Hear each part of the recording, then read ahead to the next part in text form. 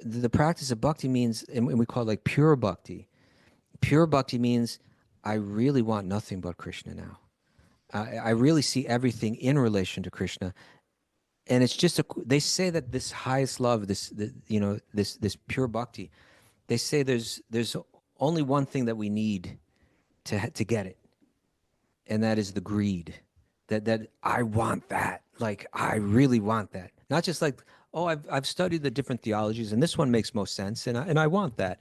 No, it's like I want that and nothing else, and I'm ready to run full speed towards it. That's our takeaway today. Greed is good. Yeah, the greed was It's got to be the right good. It's got to be the right greed. That's right. That's the only thing.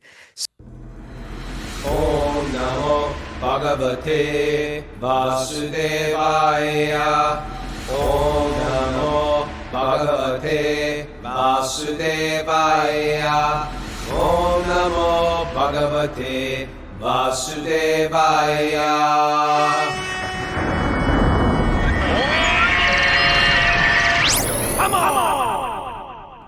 Live from Supersoul Farm at the Wisdom of the Sages retreat. This is Wisdom of the Sages, a daily spiritual podcast with your host Raghunath and co-host and senior educator at the Bhakti Center in New York, Kaustubha. Welcome to the show.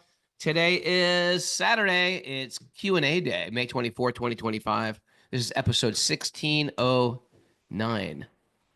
It's pretty cool. We're here live at the farm today. It's a little rainy weekend, but everybody's got smiley faces, keeping the sun of our heart bright and shiny. We got a really beautiful crew.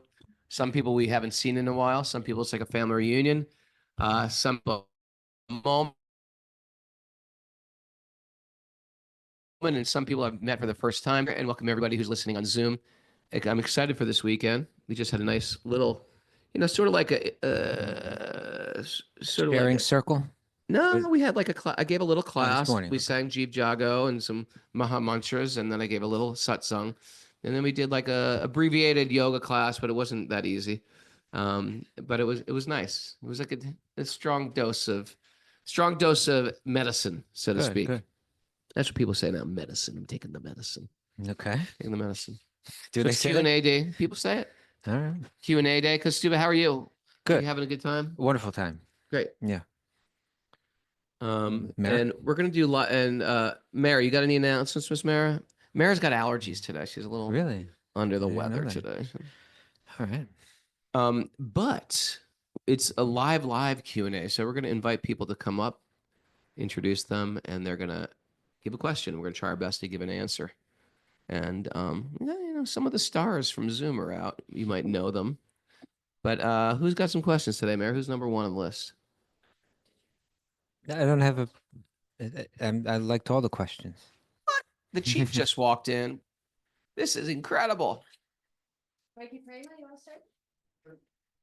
Mikey Prema, come on down. A lot of people know Mikey Prema from Zoom. Let's give him a round of applause. Big Harry Ball. Prema and Zoe came. They just got married, I found out. We have a special mic for them. Here, you come between us. And Mikey Prema just got married. He and his wife are videographers and photographers.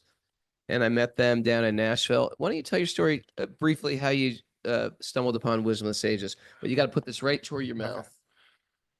So I was just scrolling on my phone one day in like the fall of 2022. And what is scrolling? Just hopelessly scrolling, doom scrolling. And a clip from Raghunath on Joe Rogan came up, and it just like hooked me. I was like, whoa, what is this? I got to find out more. And I went and listened to your interview on Joe Rogan, and, kind of dabbled in it for a few months, but then January 1st, 2023, it was like, all right, this is my New Year's resolution. Wow. I'm going to listen to an episode every day. Wow. It's the only New Year's resolution I've ever actually done. All right, Harry Ball. It's a good story. So I've been listening every day since. Sometimes we'll say, oh, Joe Rogan. So many people got Joe Rogan. Then we could say, oh, well, you were also ripe for it. And then you start to realize, like, actually, this is just Lord Chaitanya's plan. Sometimes I want to take credit for it, or Sue wants to take credit for it. The podcast wants to take credit for it. We give the credit to here and there, but really it's Lord Chaitanya's plan to give some almost like a combination to get into these secret chambers of spiritual life. And so I'm grateful. And there's some magic up in. So Is this your honeymoon up here? No, not quite. Okay, all right. We did we did a road trip for our honeymoon. Oh, great. But Okay, great. Well, it's nice to have you here. They're camping out in the backyard. Even, yeah, camping out. How can we serve you? What's your question today? so, well, first of all, I just want to say I'm so grateful for you two, for everything you've done for me and so many others. I don't Thank even know what my life would be like without you guys, and reflect on all your wisdom and teachings every day. So just thank you so much. That can't even express what you've done for me. You are kind. Um, I have good teachers. so do I. Yeah. So my question is about surrender. Actually, I wrote it out. If you give me a second. Okay, I can't find it, but it's Here, we got you covered. thank you.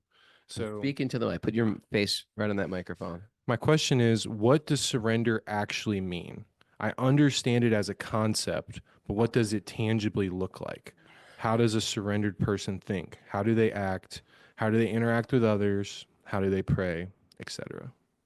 I like this. It's a great question. It's maybe one of the more important questions. And because Stu and myself, I think we don't even like that word surrender so much. You like it, okay? I don't like it so much. 'Cause when I think of it, it seems like a hostage situation. When I hear surrender, I hear like a face on the ground. You know, spread your arms, hands on the top of your head, feet back and spread them. You know, with you know, three Maybe you SWAT just guys. did a little too much. Maybe I watched SWAT too much as a Adam kid. 12. The rookies. So yeah, for me, that type of surrender, it's a little intimidating. Like God's coming after me with like a weapon. But I would replace that with love, and then the question like, well, what does love mean, or what am I surrendering to fall in love? And part of me would go right down to the basics. You know, time. How about time? If I love somebody, that means I'm thinking about them. That means I'm serving them. That means they've occupied a part of my mind, a part of my day, a part of my thoughts, a part of my actions. You know, if there's love with a partner, I'm sure you could, you know, equate that to your wife. You know, if she's sick, you're taking care of her. Maybe you make breakfast for her. Maybe you get her a cup of coffee or a cup of tea. Maybe you take her out on her birthday or just once a week or on time off. Maybe through any maybe there's other temptations of this world, but you're keeping the focus on her, saying, you know what, this isn't going to be good for us if my senses go to other places, and you pull them back. So that's all a surrender of the senses, surrender of your time, surrender of your thoughts, surrender of your words, surrender of what we consume, right? There's so many different rules, but really it's a surrender of our consciousness. And you can actually analyze that to things like we're saying: food, thoughts, work, leisure, the things we're putting in the senses. Is it a surrender, or is it like an indulgence in my own ego? And sort of like I find that it's either I learn to love or I learn to love my ego more. Kostu, you want to say your own or elaborate on that? No, you know, everything that you're saying, I think, fits into what I'm going to say. But what I'll share is just the way that the great teachers of Bhakti, the acharyas, have defined it. They've actually defined surrender. And they say there's 6 symptoms of surrender. And, you know, one could contemplate these and discuss these endlessly. But I think especially practical, or like, I don't know if they're more practical, but somehow they resonate with me in a certain way in terms of defining that and making it understandable. And that is, the first 2 are to accept whatever's favorable for bhakti and reject whatever is unfavorable. Right? In other words, if that's surrender. Lack of surrender means I do what I want to do. Right? And when we say that, we think that means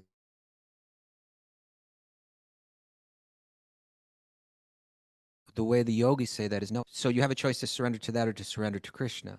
When you surrender to Krishna, the idea is, if this is going to be favorable for my bhakti, it may be unpopular, it may be inconvenient, it may be difficult, but I'll accept it. I surrender. Um, and the second one is if it's favorable for bhakti, or I'm sorry, if it's unfavorable, I reject it, and if it's favorable, I accept it.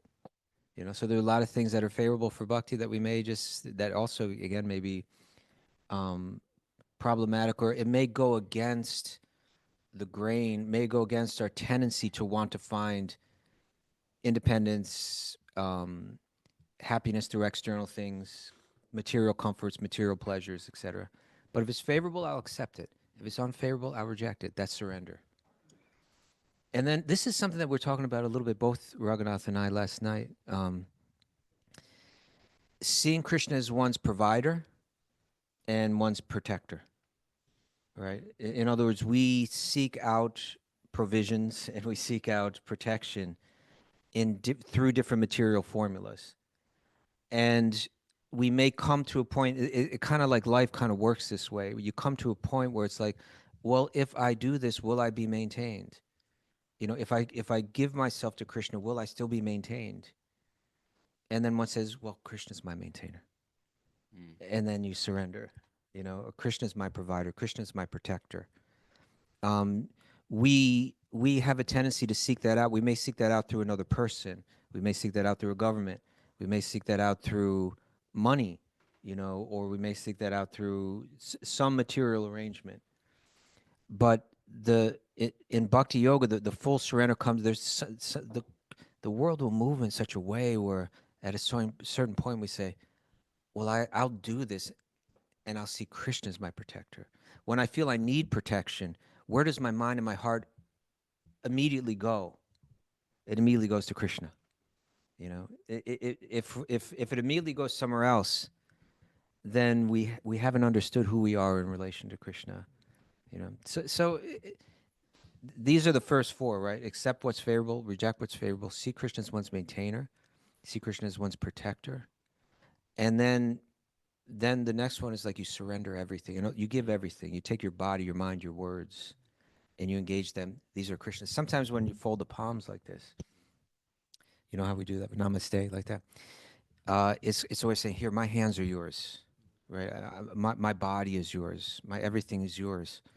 I know that when we say these things from a what we would characterize as a mundane viewpoint, this sounds like you're giving up your own strength. It sounds like you're weakening yourself. You're giving up your own strength. You're giving up your own power. You're giving up your own independence. But it's all informed by an incredibly deep, rich, and well defended, theology and philosophy about who we are and how we exist in this realm. And if you really look at it, you can see it, that we are these tiny sparks, and we are very dependent, and we are very in our material incarnation, right? In this material body, if we identify this is me, this body is me, then we have to admit we're incredibly fragile and delicate. At any moment, everything falls apart, and it's just a matter of time before it all falls apart. What the Bhakti philosophy says, recognize that. That's the truth. Don't turn away from that truth. That truth may be uncomfortable. That truth, but it's actually favorable for Bhakti, and if you analyze it, you'll see that it is truth. So we accept it. We see freedom as freedom in Krishna, freedom in connection to Krishna. That's actually when you realize the truth that when I think of myself as independent, the material energy moves quickly to demonstrate to me that I'm not, that I'm very dependent at every moment, and I'm very vulnerable and very fragile. But there is this world of independence when you recognize the truth that what is sustaining me, what is maintaining me, what is providing for me, and you understand that there is this source of all of that, and that's Krishna. So I give myself, and that leads to the last one, which is humility. That surrender means cultivating this very deep sense of humility, right? That I'm not struggling to try to place myself in the center, to be the center of the attention, the center of adoration, the center of I recognize that there's another center to the universe, and I'm okay with that. I'm happy to revolve around that.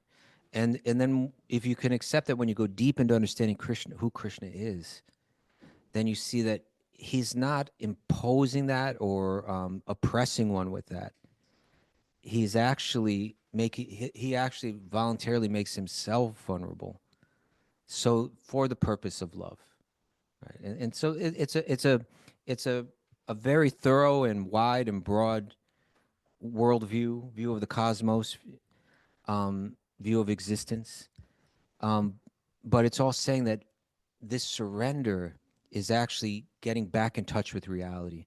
And when you actually fully understand it, not just superficially, but when you fully understand it, it's incredibly beautiful. And you are incredibly powerful in that when you live in that understanding.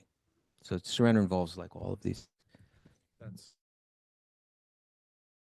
my struggle is living in it officially. Like I have this concept and this idea, but then why when I walk through my life am I getting stressed out about these mundane things? And so are you guys saying that it's not just like a one-time declaration, like, all right, I'm surrendered. There we go. I'm good. Is it like a daily decision I've been that you saved. make? I've been Yes. saved now. Now you're a loser and I'm saved. It's a moment to moment surrender. It's a moment to moment surrender. Yeah, I mean, theoretically, someone could get a sudden burst of realization like that and fully, but for most of us, it's going to be a cultivation of that understanding that becomes deeper and deeper and stronger as we step into it. Yeah. Thank you all so much. Thank you. I hope that appreciate helped. it. It does help. Right. Yeah. Thank you. Thank you, Thank Mikey. you, Mikey Prema. I appreciate your sincerity. Let's have a round of applause for Mikey. Bravo, Good Mikey question. Prema. Good question. Such a sweet person. Who else is next? Amy Oh, Steller. Amy Steller. Come on down. She is here. Yeah. Okay. It's Stellar, Amy Stellar. You've been on the no, you got yeah, you can sit, I guess. Have you ever been on the podcast before? Yeah. You want to give Yeah, just a okay. little you want to just give a little background of your spiritual path? My name is Amy Steller. I am a yoga teacher, practitioner. I had followed you through flight school training whenever you would come to New York. Yes, he Of is. sorts. He is. And anytime he came to anywhere in New Jersey or New York, I would come. And then I saw him on Joe Rogan. And then I became, A listener. a listener every day. Wow. Yeah. And this year I've had a very strong trajectory in my path, and I am affiliated. I started going to temple every Sunday, and I was really embraced by all the devotees at the temple. So I, at somebody's house for dinner every Friday, Saturday, and Wow. it's really beautiful. It's a wonderful family that have really embraced and taken me in. Wow. It's nice. It's nice when you just connect in your area with a community of devotees. And sometimes they're out there. Sometimes you don't connect with a group and you just, or sometimes you create your own group. And so anyway, that's nice that you have that. Yeah, I'm really grateful for them. And that's in central New Jersey, right? No, North Jersey, North Quaco. Jersey. Okay. Yeah. Okay. How can we serve you today? So for my service, my mind, I know you say go deep, not wide. And I want to do everything. And I know I can't do everything. So I don't know what my service is or what it should be, or does it change? So as I'm a mom, so I have the service to my children and as a provider, and then, but within the temple, I want to offer service. Sure. And there's so many things, there's book distribution, there's kirtan, there's cooking in the temple or volunteering. I do teach at the temple, so I do that, which is I'm so grateful for. And then I just don't do you bebop around or I know. Good question. Very good question. Want to go first? Go for it. First of all, congratulations that you're really connecting with devotees, because that starts to change you. And there are certain things that are part of just existing. You're a mom. That is a big part of your spiritual life. But how you be a mom is going to affect the kids. It's going to affect you. It's going to affect your environment. It's going to affect your community. And so that's why we have a regular sadhana, which I know you have, which we did some type of chanting in the morning, private chanting on malas, on beads, the Hare Krishna Maha Mantra. We try to do that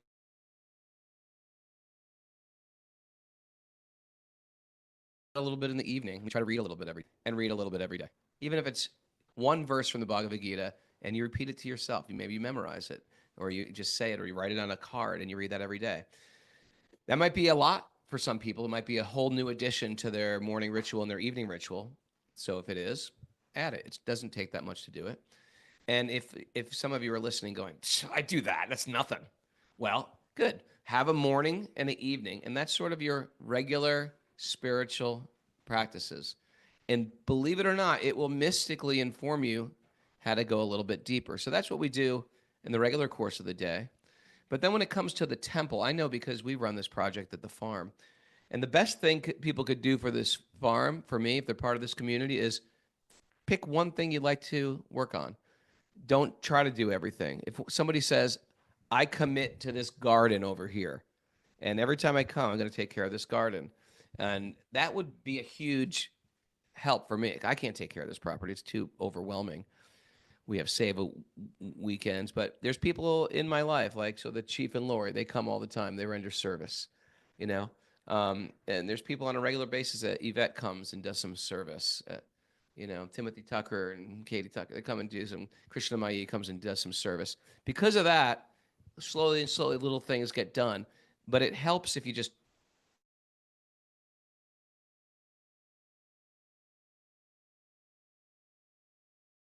choose one thing that can feel like, you know what, and you're the go-to person. You could be good at kirtan also, but pick one thing you'd just like to render service for.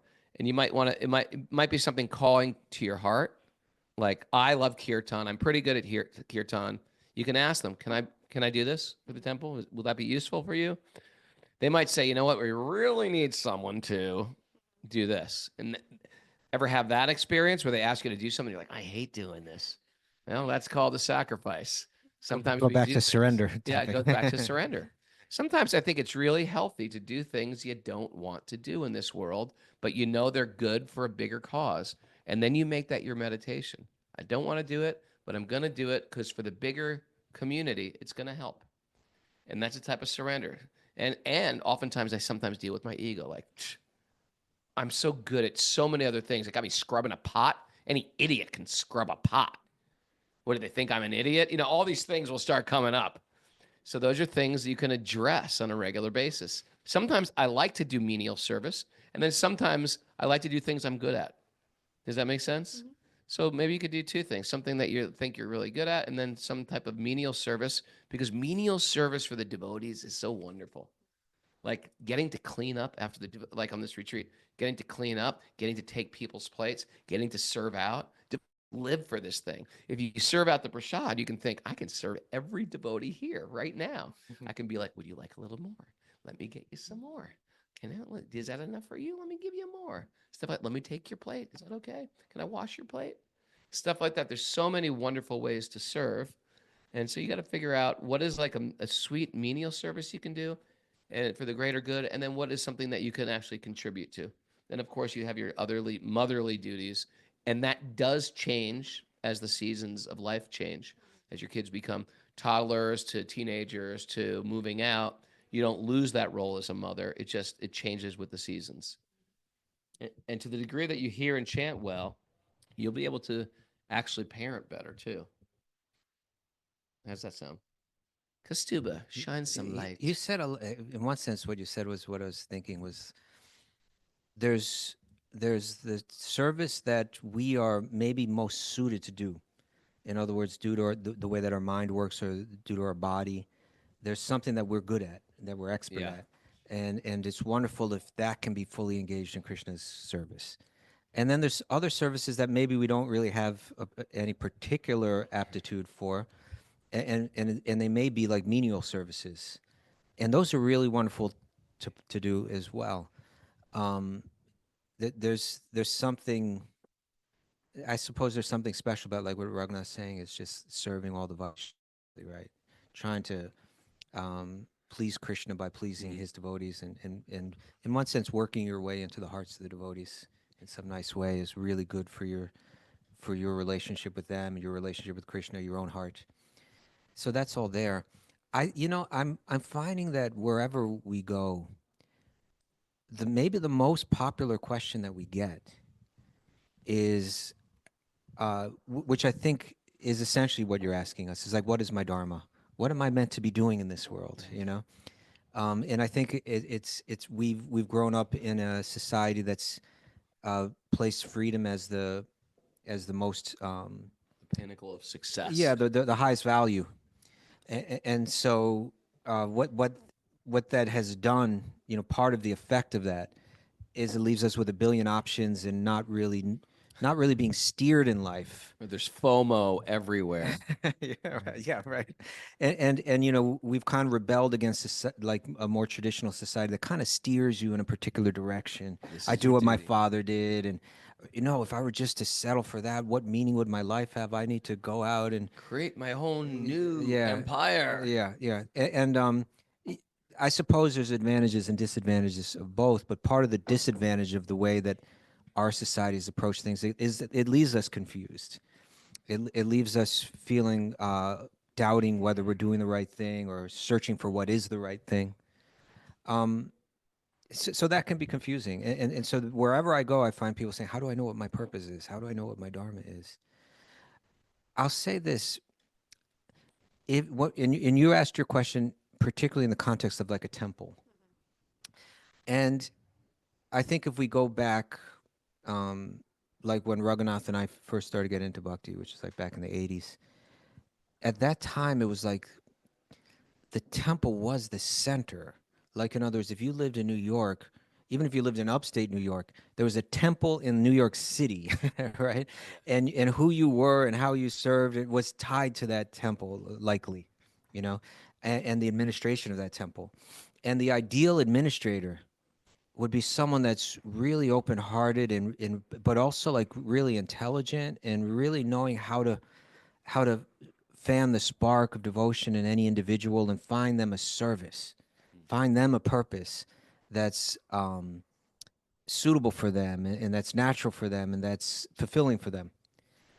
That's not an easy job to do, to be that person that can. Usually the people that are in those roles are just struggling to keep that place together. And sometimes you're struggling so hard you don't really have the bandwidth to figure out how to engage everyone, which is kind of ironic. And not only that, but I'd say back then, I think there was a trend or an attitude, an idea,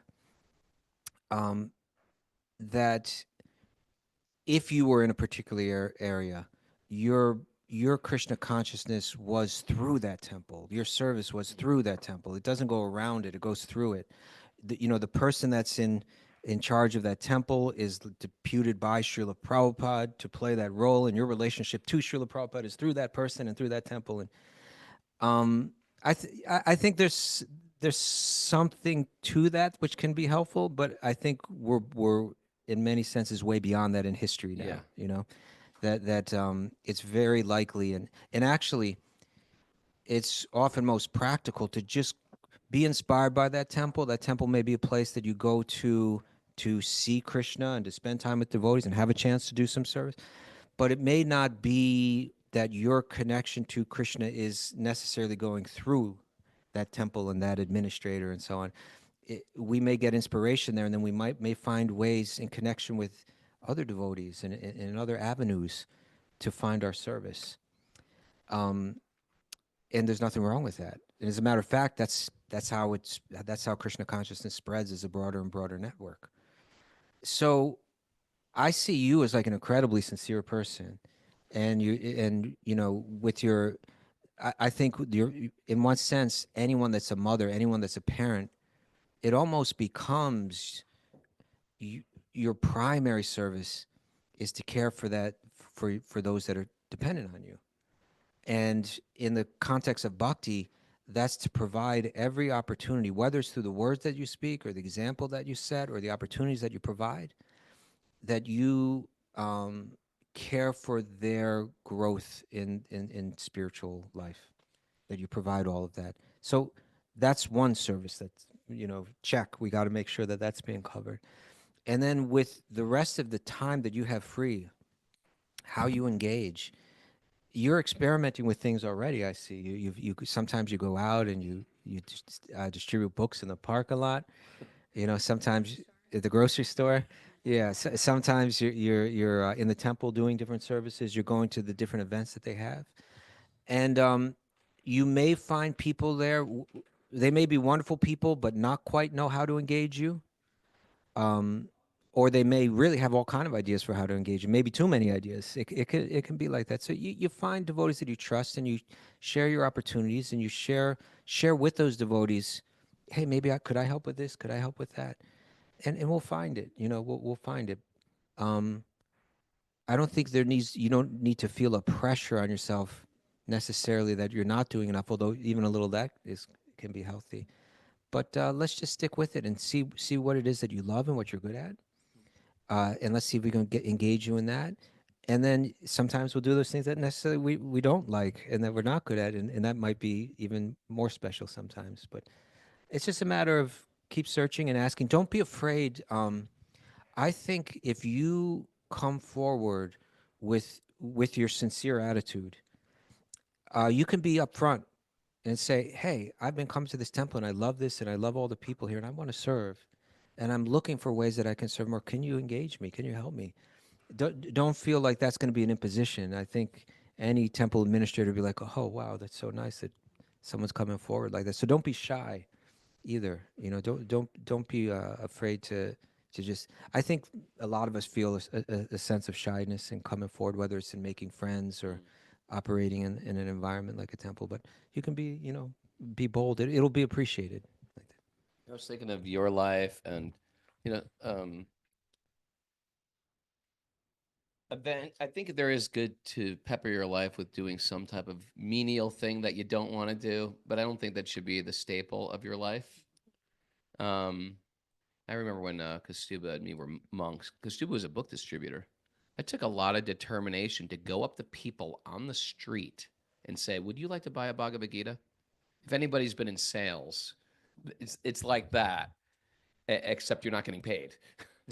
And it must have been a lot. I mean, I don't know you, but I can know for me because I've tried it a few times. I was like, I'm not doing this anymore. I'm like, it's just like this is it. As soon as someone goes, "Get lost, loser, get a job, get a life," I'm just like, all right, I'm out of here. I think I am. I think I do need a job. You. But it works on your ego, and it drills the ego down to, why are you out here, you loser? Are you a loser? And then you have to go, no, I'm actually here because I think this thing is so valuable that I'm going to give it to somebody else. And they can call me what I want. They can hate me for it. Christian guy can try to hate my guts and curse me to hell, but I'm going to love him despite it because we're open-minded. I think this is the best thing they can be doing. And what it does is it really makes you sharpen your intelligence of why you're doing it, makes the ego diminish. And you could take that in any situation, like within a temple environment of doing something you don't want to do. It just makes you develop your conviction. But if you had to do it and that was your whole thing, it could get you depressed if you're not like fixed enough. You're like, I've got to. When I was in the ashram, I ended up being in a band, and that's what I felt comfortable doing. I could write lyrics. That's what I was good at. I was a good front man on stage. I could write songs. So I felt like Krishna gave me this opportunity to do things that I'm already good at, and now I'm just going to use them in God's service. So I think that's the nice, that can be the staple. At the same time, don't shy away from doing the needy sometimes too, because I think you get a lot of realization. That's why he's so realized. Him too. Yeah. Thank you. Haribo. Haribo. Humble obeisances. Thank you. Amy Stellar. We love Amy Stellar. Okay.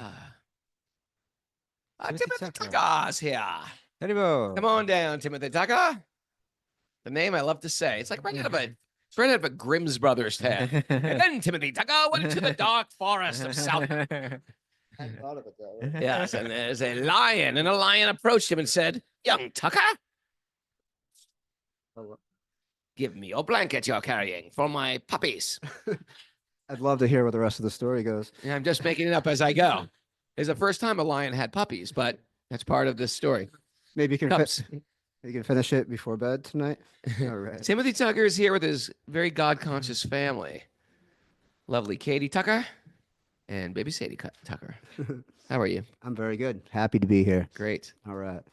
And old Shelter fan. That sort of like somehow got you in through social media and Yeah, I was into Krishna core and straight edge hardcore back in the '90s, and carried around this dry little seed of Krishna consciousness for quite some time. And interesting, huh? put it in the dirt and started watering it around the time my daughter was born, and the show came out, and it's been sprouting a bit. Yeah, it has definitely been sprouting. You listen to the podcast every day live on Zoom. That's correct. To listen every day is already sort of pretty amazing that people listen every day, but to listen on Zoom every day, that means they're trying to follow our erratic schedule, and which, for the last month it's been pretty much at 7 a.m. But it's a special type of like type A personality that can do that. So congratulations. Thank you. And I'm very impressed. Cool. Okay. I'm glad. I'm impressed too. All right. So yeah, the question I came up with was, first of all, thank you so much. I'm glad I'm here on the show in front of all y'all, getting to have the opportunity to answer this question, getting to learn from you two and all of you people. Getting hooked up with this community and this show is the most important thing that's happened to me in my adult life, other than marrying my wife and the birth of my daughter. And Yeah, you do have a baby over there. You don't want to.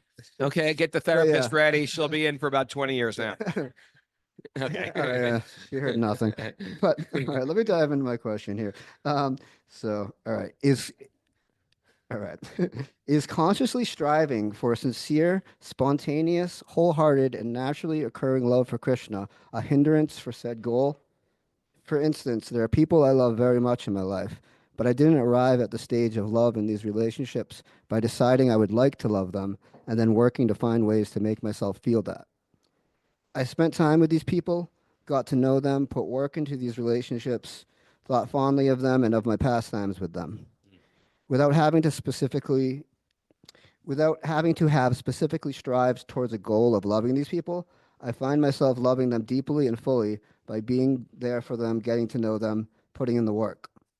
If I am too conscious of wanting to achieve a higher stage of unprovoked, spontaneous love of Krishna, won't that potentially prevent my love from truly being spontaneous and unprovoked? Should a devotee be less focused on attaining this goal of higher love and be more focused on their daily practice? Should I be more focused on hearing the pastimes of Krishna to get to know him and cultivating relationships with devotees one day at a time and quietly holding on to faith that this deeper love will come? Or should I be specifically striving and reaching towards this type of love for Krishna? Yeah, that's pretty much Good the answer. question. That's like 10 good questions. Yeah. You want to go first? Well, boy, I really would actually like to see them and work through each one of those questions, but I'll just try to handle it in a general way right now. And as we're going through it, you can bring them back up and make sure that we've covered all that you've shared there. Loving Krishna is unique. The other kind of love.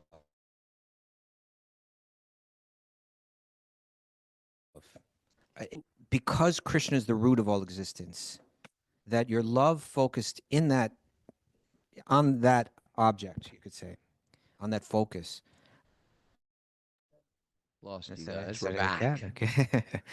Okay. So I was saying that loving Krishna is unique to Krishna as the object of love is unique.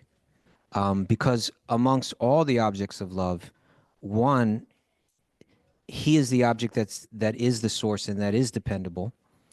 Every other object is dependent on him. And by connecting with him, you connect with every other living being. So that's important to understand.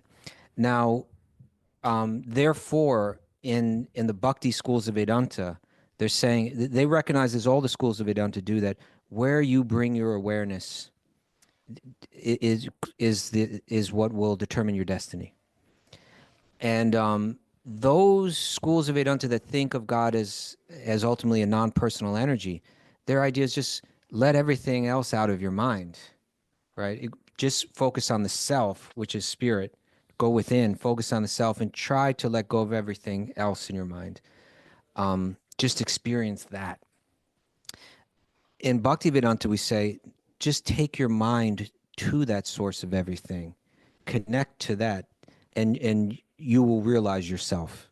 That's another difference between loving Krishna and loving anyone else. Is through loving Krishna, you attain self-realization. You fully understand who I am. Whereas that's not quite the same with any other living being.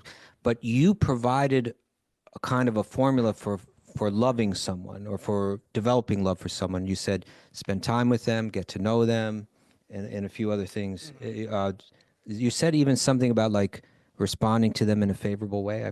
I forget how you said it again. Yeah. Let's see what I said. Oh, yes. I find myself loving them deeply and fully by being there for them, getting to know them, putting in the work. I may have gone back to it at some other point. Yeah.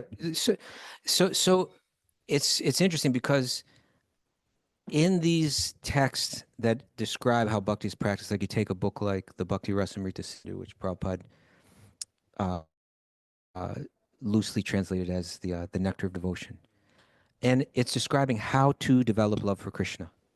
And in one sense, essentially, he's saying, do the things that you're saying there. Spend time with him, get to know him, and respond to him favorably. So rather than saying empty our minds, it's saying bring your mind to him. Bring your mind to him. In what forms can I bring my mind to him? I can bring my mind to him in the form of his name, because his name is not different from him. Bring your mind to his name. Bring your mind to his form, in the form of, like, in the temple. Bring your mind to him in the form of his message, or in the Srimad Bhagavatam, etc. So it's giving ways to spend time with him and get to know him. And it's saying that if you spend time with him and you get to know him, that love will arise. It's in you already. That's a love that's there, dormant within you. And when you get to know him, and when you spend a little time with him, then it will arise. So in one sense, it's not saying anything different than you were saying. But your question began with the ideas like, should we set that as our goal? And the point is, these great teachers about say, yes, you should identify that as your goal, because your focus will drift.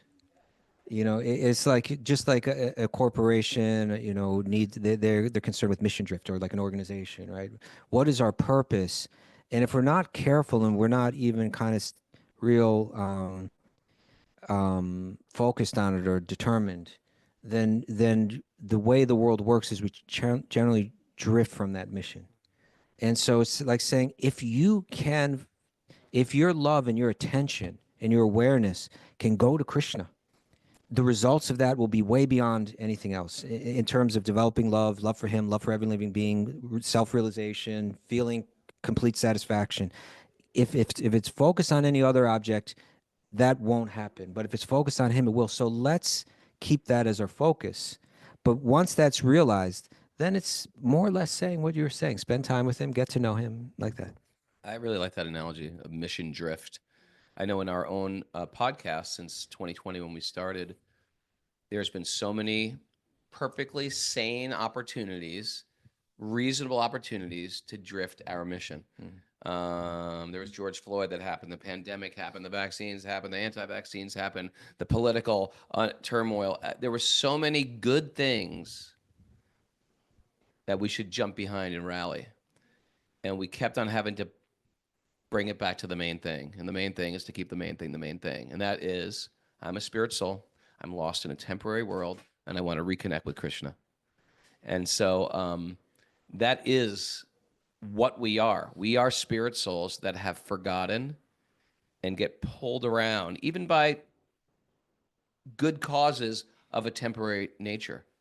But if I don't remember that I am a magnet and God is a magnet and we're meant to be together, then it's easy to drift around. And very often something me and Kaustubha have to, let's pull back to the main thing. And we've made a distinct choice not to go on any political side or get diverted from that.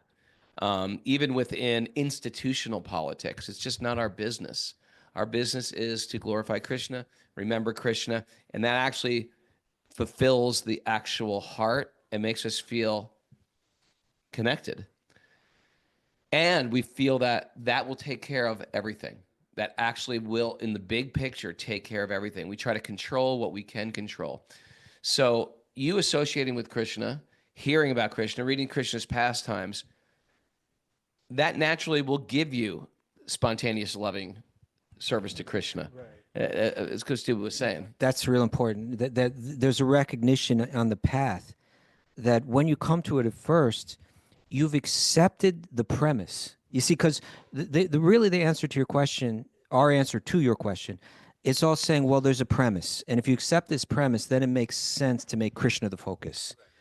And so along with that,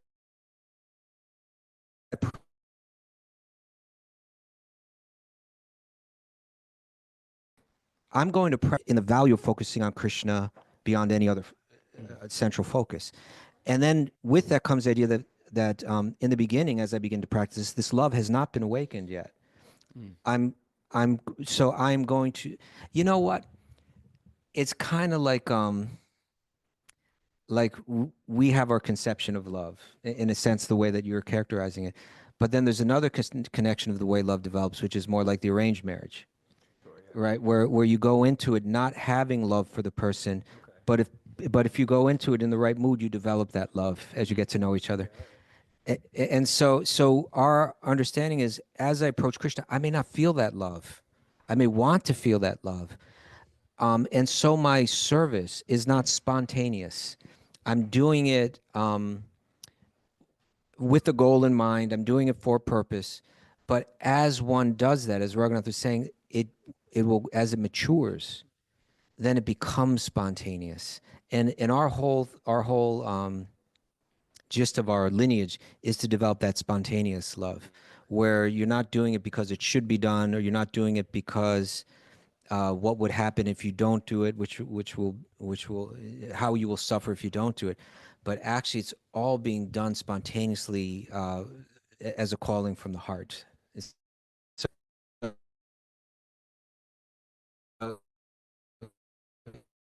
So it's we see it as something that. Very satisfied with that answer. I really like the analogy you just added of the arranged marriage and giving a situation that you would work towards it, because I guess, part of where this question came from is just I'm just wary sometime of like the fake it or make it Fake it until you make it mentality. I think that can be practiced in being a faker sometimes. Yeah. So But there doesn't have to be anything in it that's insincere. Right. But it's a practice until you make it, not a fake it. Exactly, yeah. That's a very important distinction. That was good. Yeah. Practice till you make it. Thank you. Yeah. Timothy Tucker, thank you very much. Thank you very much. Hare Krishna.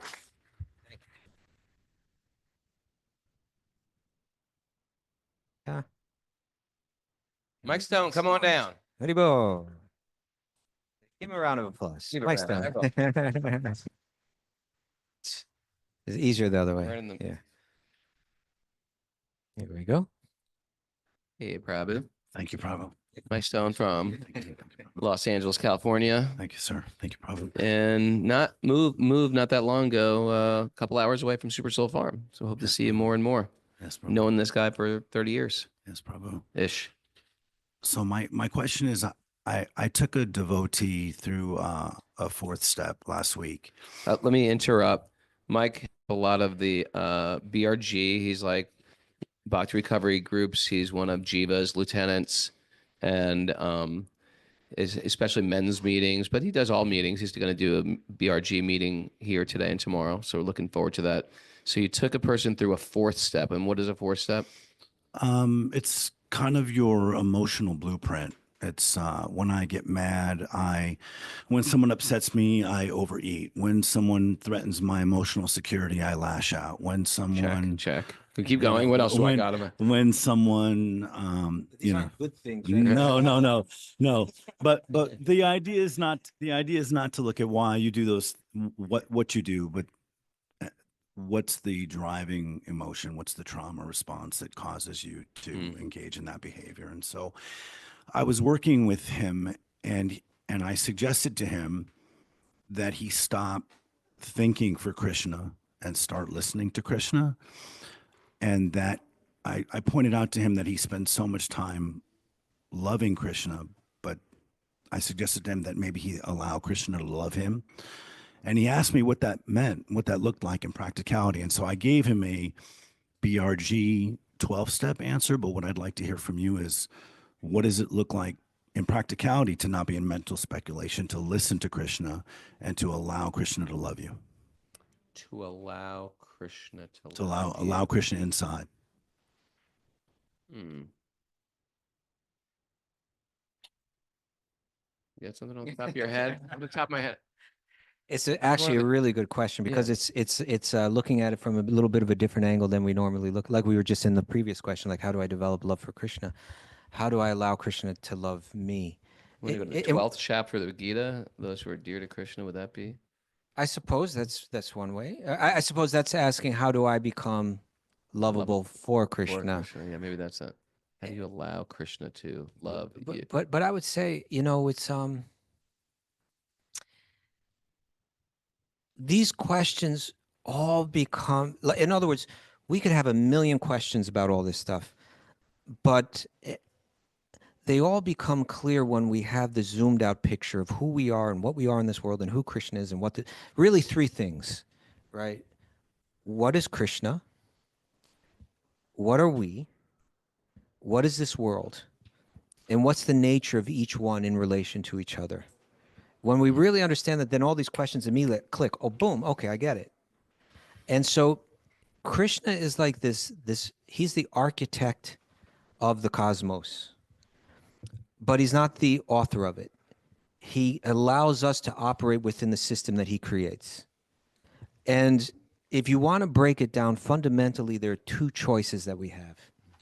One is we can say, Krishna, I love you. I love your world. I love my place in your world. And I'm fully satisfied and happy to accept that. And the other choice is, I want to explore independence from you.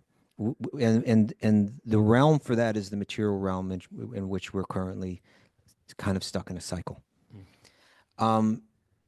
Krishna, he's so evolved may not be the right term for him, because evolving makes it sound like he came from one point to another.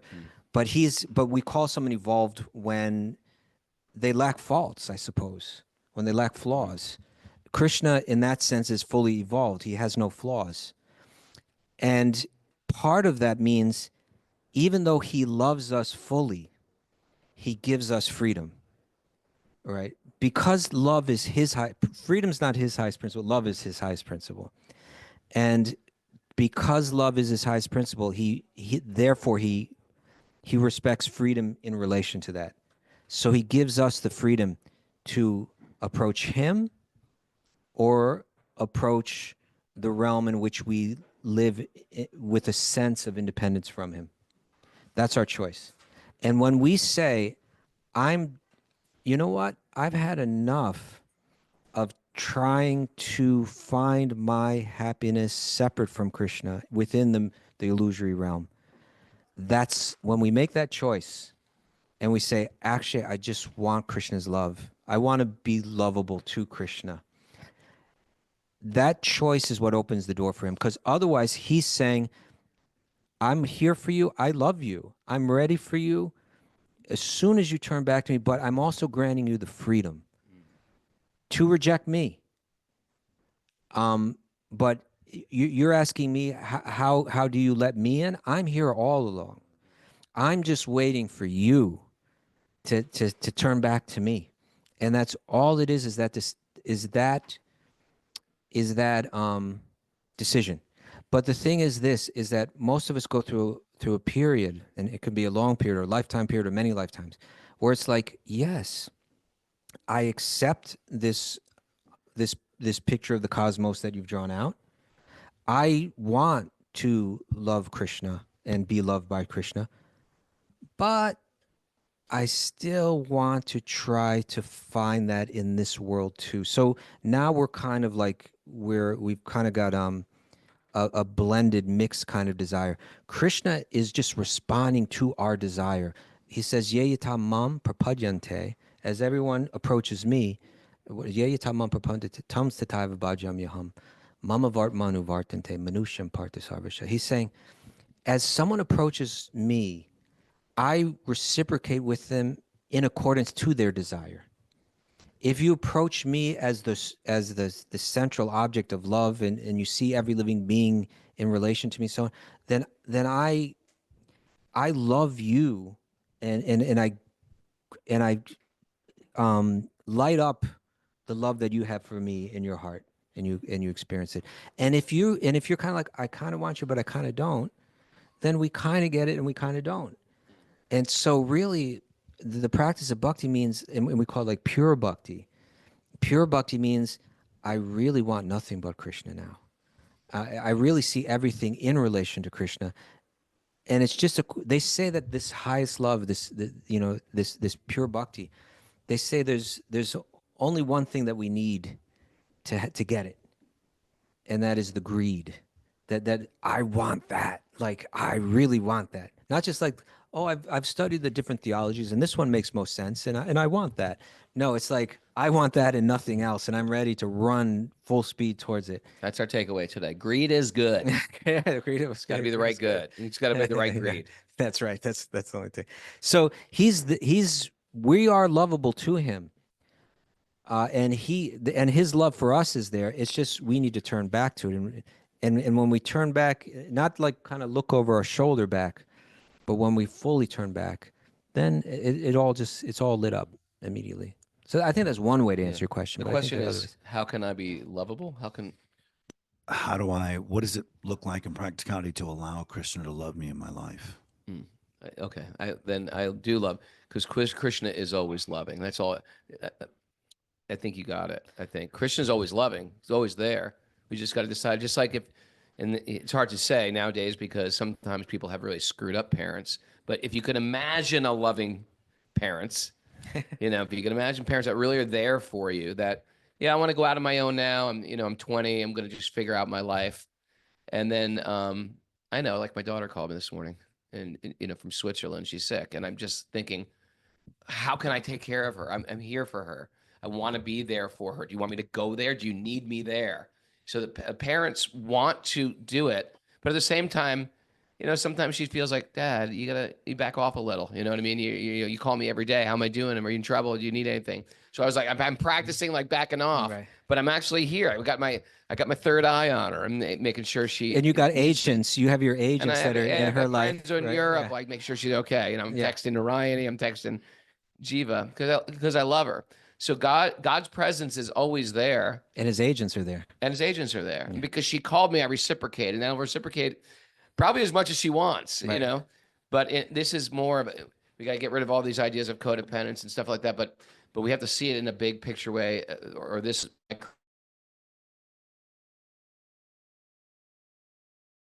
way. There's a macro version of this. I reward accordingly. Yeah.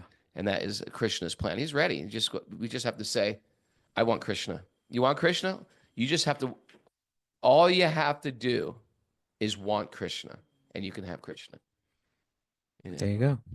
Thank you, Mike Stone, Harry Ball. And thanks to everybody that joined us today on Q&A Day Live here at Supersoul Farm with the Wisdom of the Sages Retreat. It is a beautiful day for a beautiful day. That's what I'm feeling today. And go around. And we are here. Mara, maybe you can show the people here. Remember, Wisdom of the Sages Retreat. Go to wisdomofthesages.com to see our India retreat this year. Say hi, everyone. It's like romper room. And also, training, 200-hour, 300-hour training happening January in India. I'm going to be in Palm Coast, Florida Saturday, June 1st, I think, or May 31st, Palm Coast, Florida. If you're in the Florida area, I got 2 workshops going on. I'll see you there. All right, everybody. Time for breakfast. Beautiful day for a beautiful day. Let the magic continue to flow.